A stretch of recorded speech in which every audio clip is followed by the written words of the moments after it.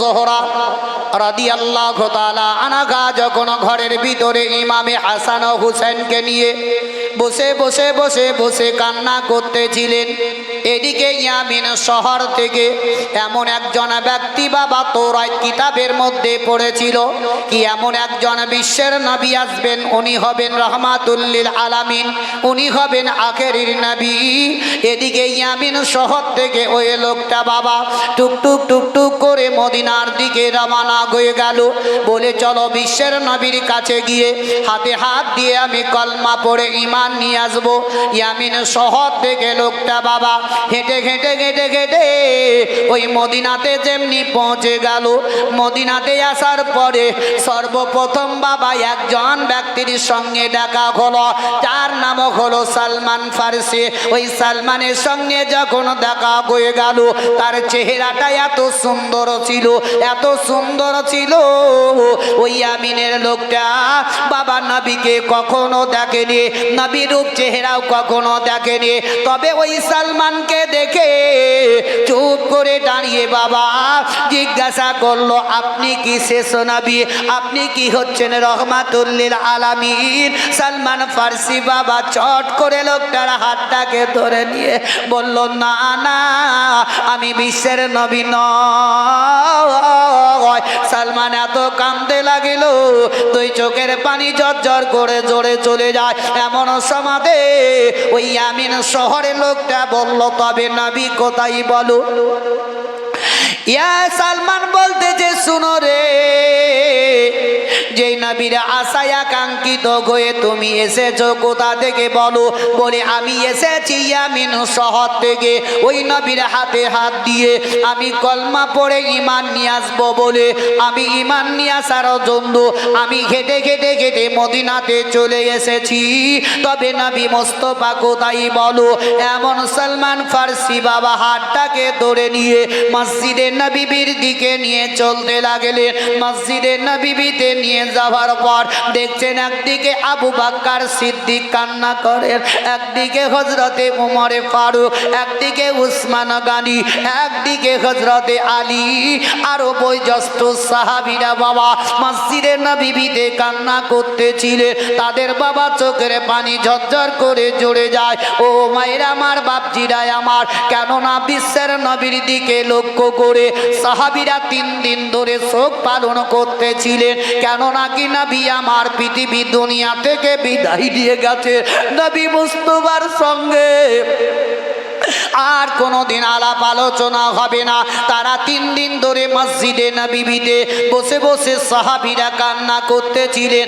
আজও পর্যন্ত মুসলমান যারা পৃথিবী দুনিয়া থেকে যদি কাউরির বাপ কিংবা মা ইন্তেকাল করে, দেখবেন বাড়িতে 3 দিন ধরে শোক পালন করে, তারা 3 দিন ধরে কান্না করে বিশ্বের নবীর জন্য।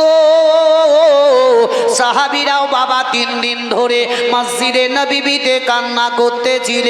এমন সমাতে সালমান পৌঁছার পরে ওই ইয়ামিন শহরের লোকটাকে নিয়ে মসজিদে নববীতে যখন হাজির হয়ে গেলেন, এমন সমাতে আবু বকর সিদ্দিক রাদিয়াল্লাহু তাআলা আনহু বললেন, ও সালমান বলো এই লোকটা কে? বলো একে তুমি কোথা থেকে নিয়ে এসেছো বলো? আমরা কোনোদিন মক্কা মদিনাতে দেখিনি, তবে এই লোকটা কেন তুমি মসজিদে নববীতে নিয়ে এসেছো, কারণটা কি? সালমান বললেন, আবু বকর বলে এই লোকটার বাড়ি হলো ইয়ামিন শহরে। বিশ্বের নবী মুস্তাফার নাম কানা তৌরাত কিতাবের মধ্যে পড়েছে, তাই নবীর হাতে হাত দিয়ে কলমা পড়ে ঈমান নিয়ে আসার জন্য এসেছে ইয়ামিন থেকে। আর নবী মুস্তাফার নাম কানা যেমনি বাবা সালমান বলে দিল, সকলে আরো জোর কান্দে আরম্ভ করে দিলেন। আবু বকর সিদ্দিক রাদিয়াল্লাহু তাআলা আনহু বললেন, সালমান রে, বলে শুনো শুনো, আমরা নবী মুস্তাফাকে 3 দিন ধরে যে শোক পালন করে আমরা কিছু কিছু একটু ভুলতেছিলাম গো সালমান, তবে নবীর নাম কানা বলে দিয়ে আরো তুমি পোকা প্রকাশ্য করে দিলে। ও সালমান বলো, কেন তুমি নবীর নাম কানা প্রকাশ্য করলে? তাদের চোখের পানি ঝরঝর করে ঝরে যায়, তারা স্ত্রী ভাবে থামতে পারে না। ওই লোকটা বলতেছে, বলে আমার বিশ্বের নবী কোথায় বলো, আমি নবীর হাতে হাত দিয়ে আমি কলমা পড়ে ঈমান নিয়ে আসবো। আবু বাক্কার বললে, যে নবী মুস্তাফার আশায় আকাঙ্ক্ষিত গো ইয়ামিন থেকে তুমি মদিনাতে এসেছো, ওই নবী মুস্তাফা আমাদের ধরাতল থেকে 3 দিন আগে বিদায় নিয়ে চলে গেছে। এন লোকটা বলল, নবী মুস্তাফা পৃথিবী জগতে নাই। বলে না, নবী আমাদের গত হয়ে চলে গেছেন বিদায় নিয়ে। ও ইয়ামিন শহরে লোকটা বলল, তবে আমি একটি কথা বলবো। বলে কি? বলে এহানো বিশ্বের নবীর শরীরের যদি একটা জামা থাকে আমাকে দিয়ে দাও, যাতে আমার মনের আশা পূর্ণ হয়ে যায়। জোরে বলুন। তাহলে কেমন ছিলেন দেখেন, নবীকে না দেখে বলছে নবীর শরীরে একটা জামা দাও, যাতে নবীর জামা নিয়ে যাতে আমার মনের আশা পূর্ণ হয়। আর আজ আমরা পৃথিবীতে নবীর আদর্শ মেনে চলি। আমার বাপজি ভাইদেরকে বলবো যে ভাই, যতই যাই শোনেন, কিঞ্চিত পরিমাণ যদি ওই সোনাগুলাকে নিয়ে যদি পৃথিবীতে মেনে চলতে পারেন, তবেই আপনি লাভবানী হবেন। আমরা শুনছি, ঢের দিয়ে চলে যাচ্ছি, আমরা মানছি না। এই জন্য তো আমাদের দুর্দশাটা, এই অবস্থা পৃথিবীতে আজকে। বিশ্বের নবীজির সাহাবীরা অঝাউননে কাঁদেন। ওই ইয়ামিনের লোকটা যখন বলল যে আমাকে নবীর শরীরে একটা জামা দাও, তাহলেই আমার মনের আশা পূর্ণ হবে। শেরে খোদা হযরতে আলী রাদিয়াল্লাহু তাআলা আনহু বললেন, ও সালমান, যাও যাও ফাতেমার কাছে চলে যাও। ফাতেমা তো জোহরা রাদিয়াল্লাহু তাআলা আনহাকে বলে দাও, দেখো সুরকেসের মধ্যে আমার বিশ্বের নবীর শরীরে একটা জুব্বা রাখা আছে, ওই জুব্বাটা তাড়াতাড়ি নিয়ে এসো, নচেত এই লোকটা ওয়াকালে মারা যেতে পারে, এই লোকটা পৃথিবীর দুনিয়া থেকে বিদায় নিয়ে নিবে। তারা এত কান্না করতেছিল, তারা স্থিরভাবে থামতে পারে নাই। সালমান বাবা কাঁদতে কাঁদতে ফাতেমা তো জোহরা রাদিয়াল্লাহু তাআলা আনহার বাড়ির দরজাতে দাঁড়িয়ে একটি আওয়াজ দিয়ে দিলেন। আর যেমনি আওয়াজ দেওয়া, ফাতেমার কানে আওয়াজ চলে গেল। ফাতেমা তো জোহরা রাদিয়াল্লাহু তাআলা আনহা ঘরের ভিতর থেকে বলতে আছেন, কে আছো গো? আমি বাবা হারা মা হারা, আমি এতিম ফাতেমা। তবে কে আছো বলো? কে দরজাতে এমনি হাক মারো। সঙ্গে সঙ্গে সালমান বললে, ফাতেমা এমন কেউ নয়, আমি আছি। সালমান খুলে দাও দরজাটা। যেমনি বলে দেওয়া সঙ্গে সঙ্গে ফাতেমা চট করে উঠে সে দরজাটা যেমনি খুলে দিলেন। দেখছেন তো সালমান কান্না করতেছে, দুই চোখের পানি ঝরঝর করে ঝরে যায়। ফাতেমা তো জোহরা রাদিয়াল্লাহু তাআলা আনহা বললেন, ফাতেমার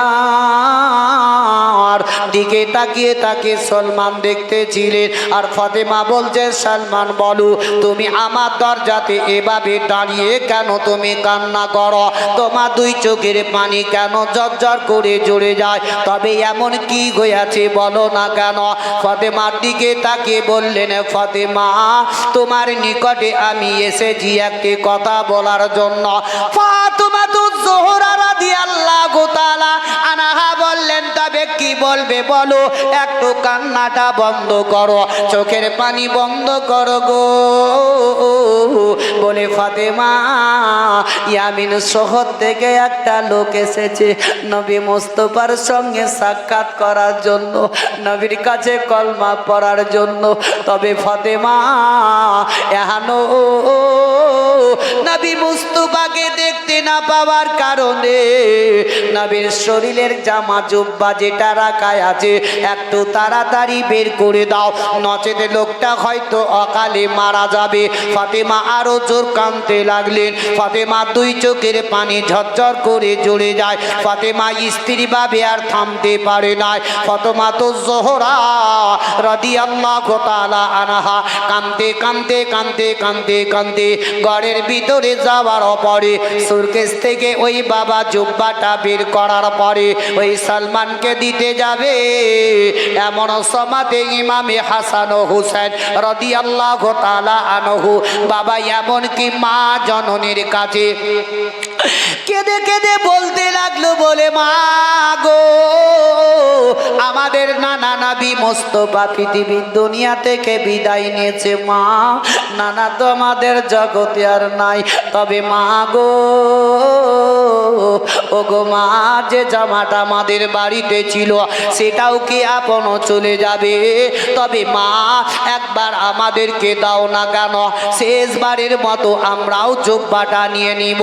বিশ্বের নবীর নওয়াসা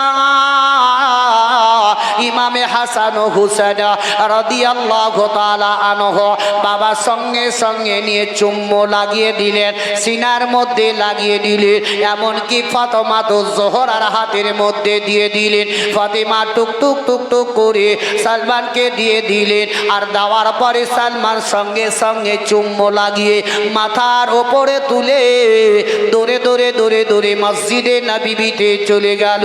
আর মসজিদে নববীতে যাওয়ার পরে আবু বকর সিদ্দিকের হাতে দিয়ে দিলেন। আবু বকর সিদ্দিক রাদিয়াল্লাহু তাআলা আনহু সঙ্গে সঙ্গে চুম্বো লাগালেন, সিনাতে লাগালেন। উসমান, ওমর, আলী সবাই লাগালেন। সমস্ত সাহাবীরা যারা যারা ছিল তারা সবাই আপন জুব্বাটা নিয়ে বাবা তারা চুম্বো দিতে লেগে গেল।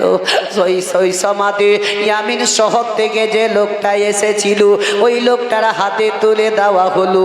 লোকটা সঙ্গে সঙ্গে মাথায় ছেড়ে নিল। মাথায় নামার পরে বলতেছে, আল্লাহ গো, আমি অতক্ষণ পর্যন্ত এই জুব্বা আমি নিজে নামাবো না। আল্লাহ গো, আমি এই মদিনা ছেড়ে আর ইয়ামিনে যাব না। তোমার বিশ্বের নবীর সঙ্গে আমার সাক্ষাৎ হলো না। ও গো আল্লাহ, তবে নবী মোস্তফার শহরে আমি পৌঁছে গেছি। আল্লাহ গো, তুমি আমার এই মুহূর্তে মৃত্যুটা নাও। আর আমার মৃত্যুটা যদি মদিনাতে হয়ে যায় আর জান্নাতুল বাকি কবরস্থানে যদি আমার দাফন হয়, তবে নবী মোস্তফার বয়োজ্যেষ্ঠ সাহাবীদের হাতের মাটি আমার সিনার উপরে পড়বে। বলছে, আল্লাহ তুমি আমার মৃত্যুটা নিয়ে নাও, যতক্ষণ না নিবে আমি এই জুব্বা কখনোই নামাবো না। দোয়া করতে আল্লাহর দরবারে কবুল হয়ে গেল। এমনকি সেই ব্যক্তির সেখানে ইন্তেকাল হলো। পরম ইন্না লিল্লাহি ওয়া ইন্না ইলাইহি রাজিউন। একবার ভক্তি ভরে জোরে সোরে মহব্বতের সহিত নবীকে হাজির ও নাজির মেনে জোরে জোরে দরুদ আল্লাহুম্মা আসছে। হ্যাঁ, গজল পড়তে পড়তে তো শেষ। আলে সাইয়্যিদিনা মাওলানা সাল্লাল্লাহু আলাইহি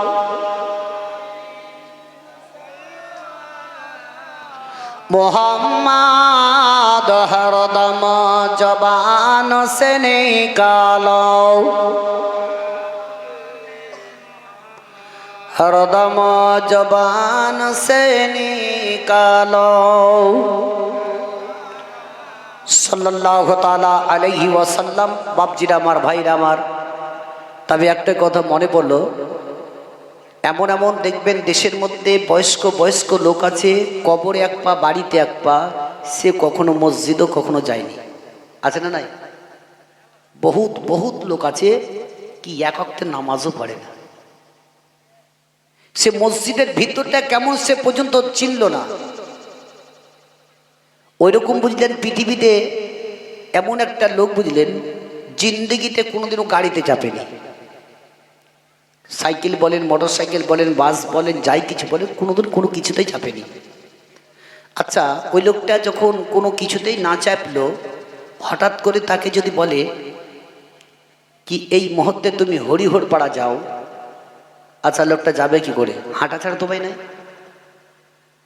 তোর বেটাকে বলছে বাপ নাই, বেটাকে বলছে আর বাপ কি বেটা শোন, আমি কিন্তু হরিহর পাড়া যেতে পারবো না, তুই চলে যাবি, আমার ওই কাজটা করে দিয়ে আয়।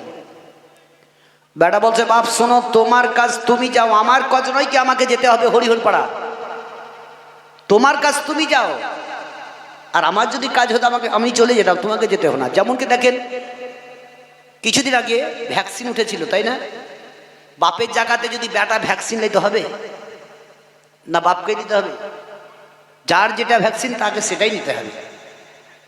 তো ইয়ে বলছে বাপ বলছে বেটা শোন, আমি কোনোদিন গাড়িতে কিছুতেই চাপিনি, আমি যেতে পারছি না, তুই চলে যা। বলে না তুমি চলে যাও।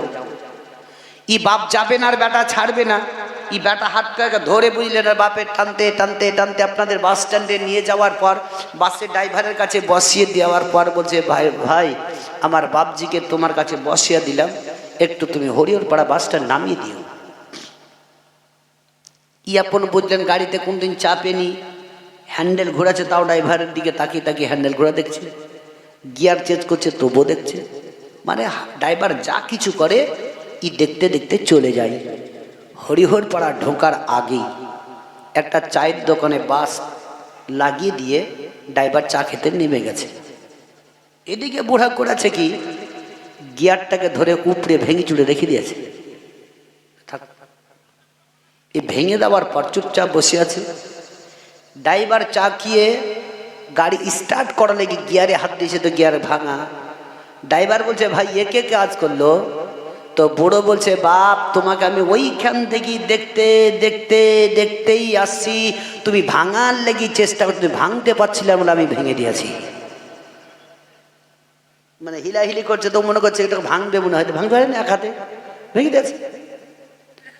মানে কথা হচ্ছে এটাই, ও যদি গাড়িতে চাপতো তাহলে গাড়ির মর্মটা জানতো কি ভাই, কোনটা গিয়ার, কোনটা হরেন, কোনটা ব্রেক, কোনটা হ্যান্ডেল, সব কিছু বুঝতে পারতো, তাহলে কিন্তু ভাঙতো না। আমাদের বলার আমার উদ্দেশ্য হচ্ছে এটাই, আমরা মুসলমান যতক্ষণ পর্যন্ত ইসলামের ভিতরে না ঢুকবো ততক্ষণ পর্যন্ত তার মর্মটা বুঝতে পারবো না। ঢোকার চেষ্টা করুন, ওপরে ওপরে লাফা কুদাকুদি না করে নিজেকে নিজে বেঁচে থাকুন, আল্লাহর কাছে প্রার্থনা করুন। নামাজ যখনই পড়বো আল্লাহকে বলবো আল্লাহ আমার নামাজ কবুল হচ্ছে কিনা জানি না, আল্লাহ গো যদি আমার কোনো এর মধ্যে খামতি থাকে আল্লাহ তুমি তারে মাফ করে দিও। কি ভাই তাই না? আচ্ছা বলুন তো, যত লোক আমরা নামাজ পড়ছি, আল্লাহ যখন বিচারক হয়ে বিচার করবেন, আর ওই সময় যদি কেউকে বলে কি তোমার এবাদতের মধ্যে কমতি আছে, এবাদত নেওয়া হবে না, অবস্থাটা কি হবে? তার স্থান জাহান্নামে। ওই জাহান্নামের আগুনকে স্মরণ করুন, ইয়াদ করুন। আল্লাহ রাব্বুল ইজ্জত যাতে আমাদের প্রত্যেকটি মানুষকে সঠিক পথে ইমানের সহিত নিয়ে যাওয়ার তৌফিক এনায়েত করুক। যদি সকলে বলুন আমিন সুম্মা আমিন। বিশ্বের নবীর দয়ার নবী রাহমাতুল লিল আলামিনের শানে শেষ